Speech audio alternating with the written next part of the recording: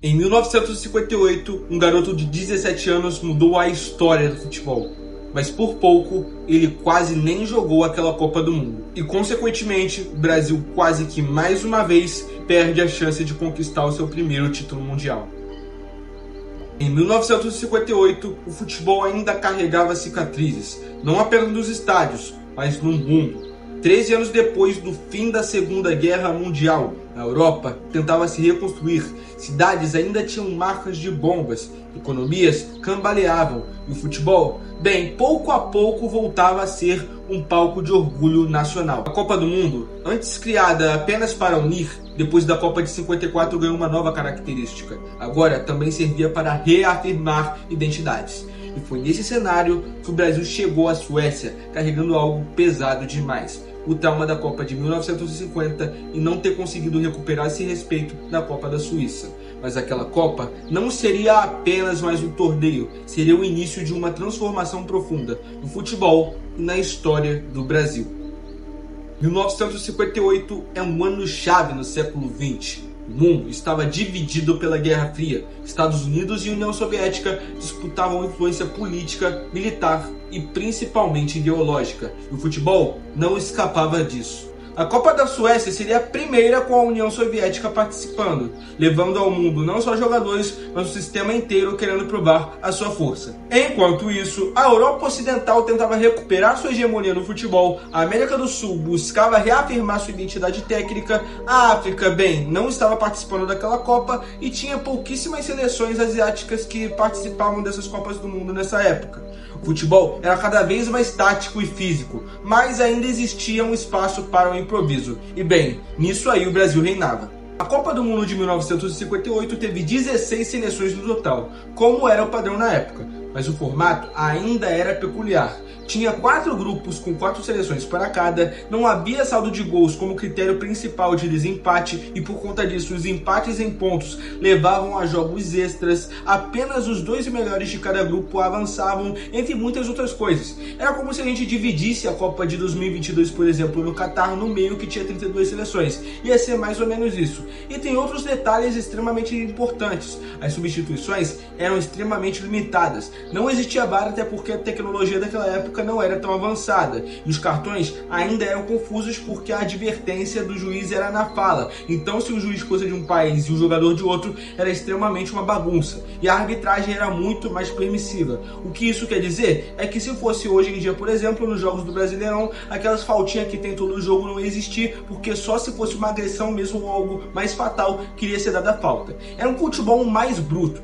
e vencer exigia mais do que talento. O Brasil não perdeu a Copa de 1950, o Brasil traumatizou-se com ela. Durante anos a seleção foi vista como emocionalmente fraca, taticamente ingênua e incapaz de decidir. E em 54 só reforçou isso, com a eliminação violenta contra a Hungria. Mas algo começou a mudar. Para 1958, a Confederação Brasileira tomou uma decisão inédita, tratar a Copa como um projeto científico. Pela primeira vez em anos de história, o Brasil teve a oportunidade de ter psicólogos, preparadores físicos, médicos e avaliações psicológicas dos jogadores, coisa que a gente vê hoje em dia em qualquer canto, em qualquer time do Brasil, por exemplo, e em qualquer lugar do mundo. O Brasil começou a entender que talento sozinho simplesmente não bastava. E no meio disso tudo, surgiram 2 nomes que mudariam a história da nossa seleção brasileira. Pelé, com apenas 17 anos, mas que naquela época não era isso tudo que a gente sabe hoje, e Garrincha, o improvável, o indomável. A preparação foi longa, cautelosa e obviamente muito tensa porque o Brasil queria vencer aquela Copa do Mundo de um jeito ou de outro. Pelé chegou lesionado, Garrincha era visto como indisciplinado, Didi era o cérebro e Nilton Santos a liderança silenciosa.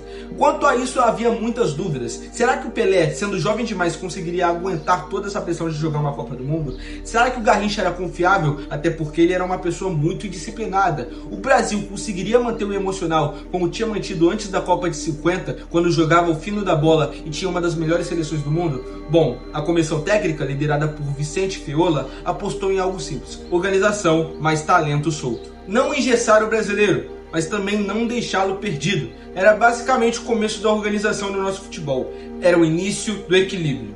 Brasil e Áustria, vitória segura, futebol sólido, confiança inicial, era tudo o que o Brasil precisava para um bom começo, um 3-0 muito bem feito. No segundo jogo, a seleção canarinha iria enfrentar a Inglaterra, uma seleção que era muito boa na época, mas acabou acontecendo um dos jogos mais simbólicos da história, 0-0, primeiro empate sem gols da história das Copas do Mundo. Mas algo ficou muito esclarecido nessa partida, o Brasil não era mais ingênuo, finalmente se tornou cascudo para jogar essa competição tão charmosa e tão importante. E na terceira rodada, quem diria, iríamos enfrentar toda a poderosa seleção soviética. Talvez um dos 3 minutos mais famosos da história das Copas do Mundo tenha acontecido nessa partida. Garrincha destrói toda a defesa soviética. Pelé e Vavá participam e o mundo finalmente percebe contra o país de Gales que tinha um tempero diferente na água dos brasileiros, porque o Pelé faz o seu primeiro gol na história das Copas do Mundo. E contra a França aconteceu uma das melhores atuações de um novato na história da competição. Pelé faz um hat-trick, um show coletivo e também tinha a consagração definitiva. O Brasil é de fato uma das melhores seleções do mundo. O Brasil já não era promessa, o futebol perfeito já não era mais lenda, se tornou realidade finalmente, o que o brasileiro mais queria.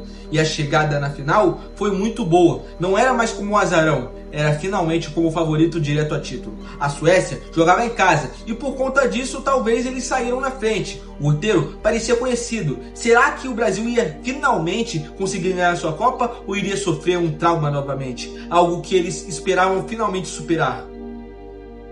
Algo mudou. O Brasil não sentiu. Garrincha desmontou a defesa. Vavá resolveu. Pelé marcou um dos gols mais simbólicos da história das Copas do Mundo. Algo inacreditável. O Brasil se superou daquele trauma que o atormentou por anos e anos. 5-2 na final da Copa do Mundo. Uma emoção indescritível. Quando o apito soou, não era só um título, não era apenas uma taça levantada. Era algo que era como se fosse um grito do fundo da alma dizendo que aqui era a maior seleção que poderia existir, que aqui existe futebol, que aqui existe ginga no pé. O fim do trauma, o nascimento do Brasil campeão e também a prova de que o talento mais o preparo funcionam sim. 1958 não foi apenas uma Copa vencida, foi a fundação de uma identidade. O Brasil deixou de ser o país do quase, que estava lá mas nunca conseguia, passou a ser o país do futebol, arte e vencedor.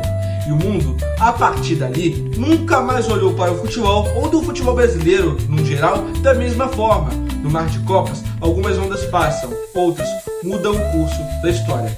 Mas para você, torcedor, essa Copa foi realmente tudo isso que as pessoas falam? Com o Pelé a gente venceu, mas sem Pelé, será que a gente conseguiria ter uma Copa mais lendária que essa? Ou realmente com o Pelé realmente foi melhor, essas coisas? E também fazer aquele apelo que todo youtuber faz, para você se inscrever no canal, deixar o like nesse vídeo que você já faz um dobrete, para fazer o hat-trick você comenta, e para você conseguir fazer o seu 4º gol, você envia esse vídeo para um amigo que você sabe que gosta muito de futebol, que precisa ouvir sobre essa Copa do Mundo e tem curiosidade sobre. Se inscreva no canal, não esqueçam disso, que isso me ajuda bastante. E é isso, pessoal, valeu!